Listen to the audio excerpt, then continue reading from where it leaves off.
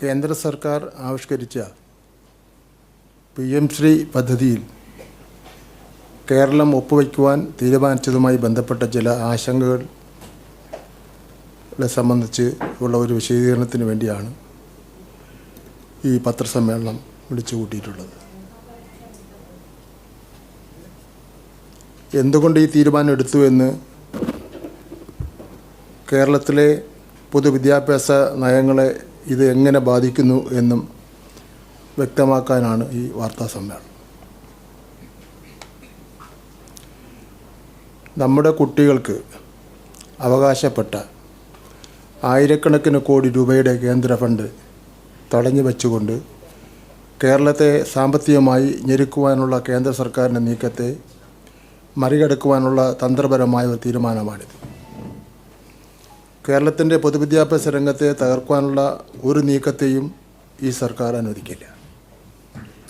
അതോടൊപ്പം നമ്മുടെ കുട്ടികൾക്ക് അർഹതപ്പെട്ട ഒരു രൂപ പോലും നഷ്ടപ്പെടാനും തയ്യാറല്ല.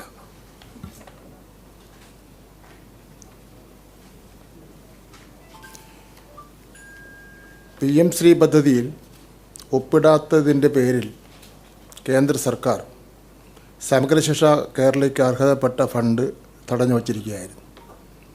2023-24 വർഷം കേരളത്തിന് നഷ്ടമായത് 188 ലക്ഷം രൂപയാണ്. 2024-25 വർഷത്തെ കുടിശ്ശിക 513 ലക്ഷം രൂപയാണ്. 2025-26 വർഷം നമുക്ക് ലഭിക്കേണ്ടിയിരുന്ന 456 ലക്ഷം രൂപ ഇവൻ തടഞ്ഞു വച്ചു.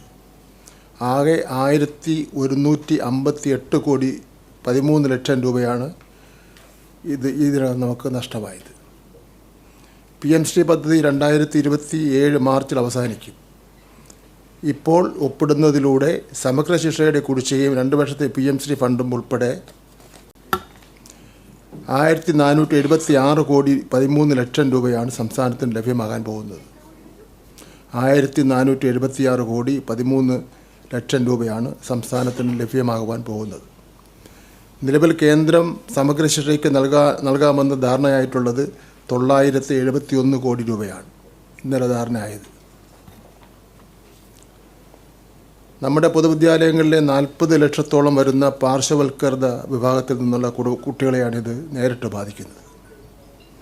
5,61,000 പട്ടികജാതി പട്ടികവർഗ കുട്ടികൾക്കുള്ള ആനുകൂല്യങ്ങൾ ഇത് ബാധിക്കുകയാണ്. 1,08,000 ഭിന്നശേഷി കുട്ടികൾക്കുള്ള പ്രത്യേക പിന്തുണ, തെറാപ്പി സൗകര്യങ്ങൾ, സഹായ ഉപകരണങ്ങൾ എന്നിവ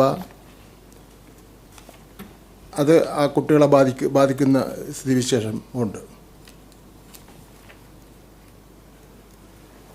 വിദ്യാഭ്യാസ അവകാശ നിയമം അനുസരിച്ചുള്ള സൗജന്യ യൂണിഫോം വാങ്ങിക്കൊടുക്കുന്നതിൻ്റെ പ്രശ്നമുണ്ട്.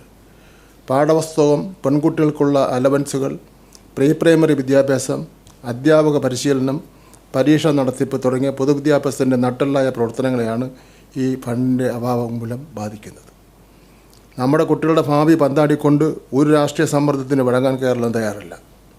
ഈ ഫണ്ട് ഏതെങ്കിലും പാർട്ടിയുടെ ഔദാര്യമല്ല, മറിച്ച് കേരളത്തിലെ ജനങ്ങളുടെ നികുതി പണത്തിൽ നിന്നുള്ള നമ്മുടെ കുട്ടികൾക്ക് അവകാശപ്പെട്ട വിഹിതമാണ്.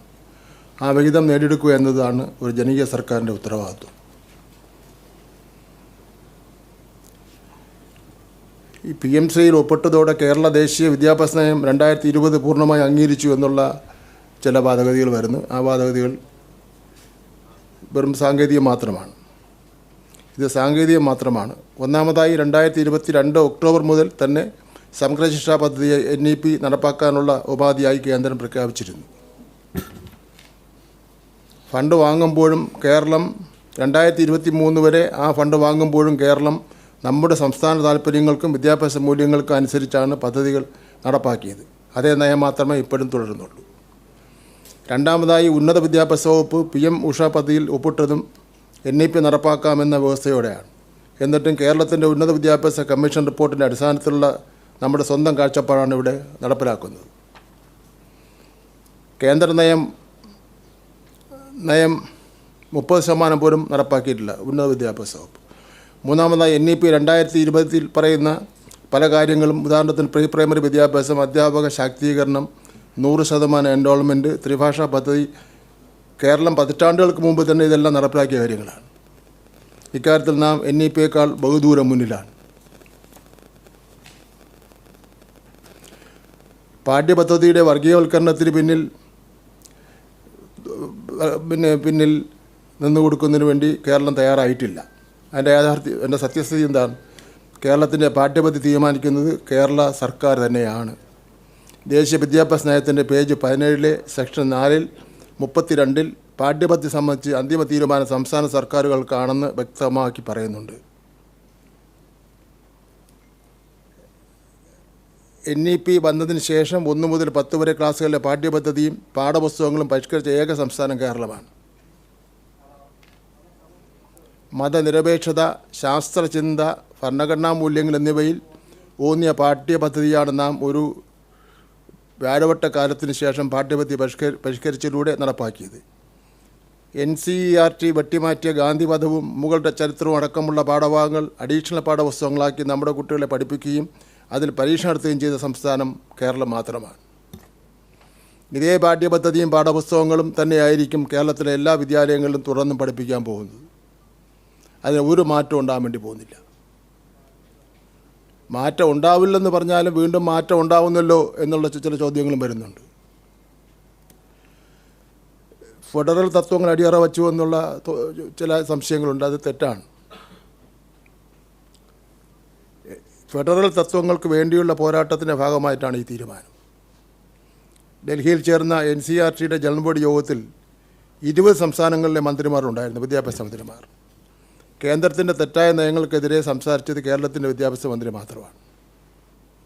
സർക്കാർ സ്ഥാപനങ്ങളെയും പൊതു ഇടങ്ങളെയും വർഗീയവൽക്കരിക്കാനുള്ള രാജ്ഭവൻ്റെ നീക്കത്തെ നേരിട്ട് എതിർക്കുകയും ചടങ്ങ് ബഹിഷ്കരിക്കുകയും ചെയ്ത ചരിത്രം, ഒരു പാരമ്പര്യമാണ് കേരളത്തിന് ഉള്ളത്. കേന്ദ്ര സംസ്ഥാന ബന്ധങ്ങളെക്കുറിച്ചും ഗവർണറുടെ അധികാരങ്ങളെക്കുറിച്ചും നമ്മുടെ പാഠപുസ്തകങ്ങൾ ഉൾപ്പെടുത്തി പ്രഖ്യാപനം മാത്രമല്ല ഭരണഘടനാ മൂല്യങ്ങൾ ഉയർത്തിപ്പിടിക്കുവാൻ ധൈര്യം കാണിച്ച സംസ്ഥാനമാണ് നമ്മുടേത്. പണ്ട് തടഞ്ഞു വച്ച് സംസ്ഥാനങ്ങളെ ശ്വാസം മുട്ടിക്കുന്നത് കേന്ദ്രമാണ്. ആ സാമ്പത്തിക ഉപരോധത്തെ അതിജീവിച്ച് നമ്മുടെ അവകാശങ്ങൾ നേടിയെടുക്കുകയാണ് നാം ചെയ്യുന്നത്.